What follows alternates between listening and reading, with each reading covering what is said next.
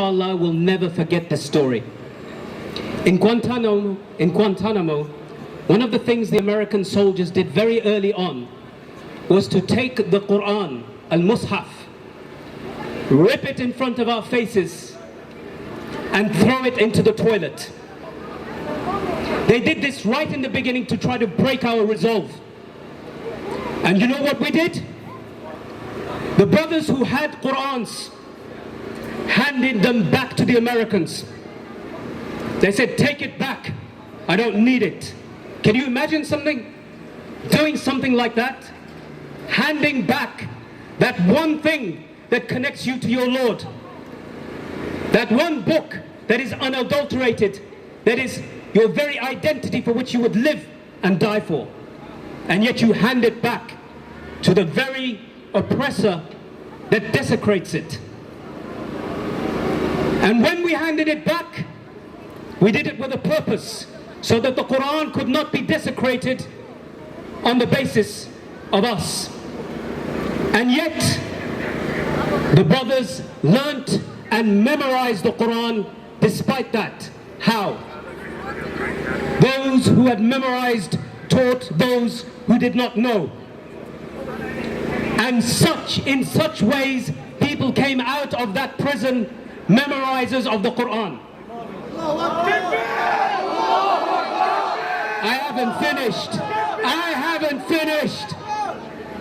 haven't finished.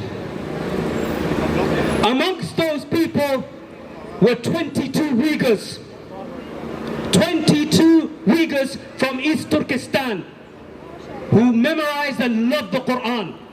And they taught their children. And you heard one of those children speak just now.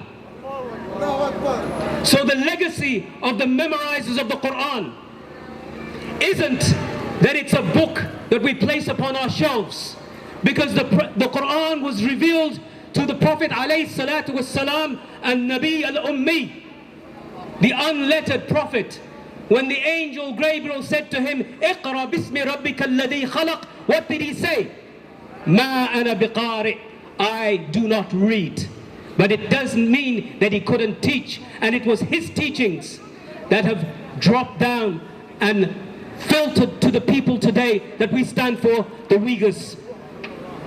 And I want you to understand this, because it is so important. There are masajid in places like Urumqi, where some of those Uyghur brothers that I knew in Guantanamo memorized in the Quran, that have now been turned into museums where there is no prayer anymore.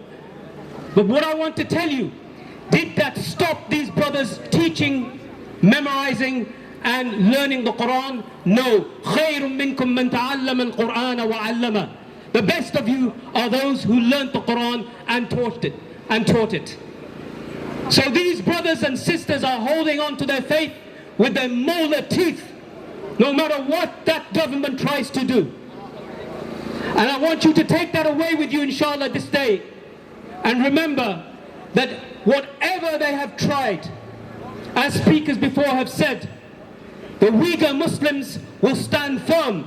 The Kazakh Muslims will stand firm. The Turkic-speaking Muslims of East Turkestan will stand firm as long as they hold on to that Quran, my dear brothers and sisters. Finally, I want to say one more thing, and that is really important for the argument, because those who stood for Palestine did so on the basis that they said that this is a war on the Muslims, or the war on the people of Palestine. That includes those who call themselves the left. So we tell the people on the left here that you say that you are an anti-colonialist project. You stand against anti-colonialism. China's domination and taking over of East Turkestan is colonialism in its worst kind, because it attempts to remove the identity of our Uyghur brothers and sisters. And if you won't stand with them, then uqsim billahi al-azim, we will, and we stand here today. Takbir!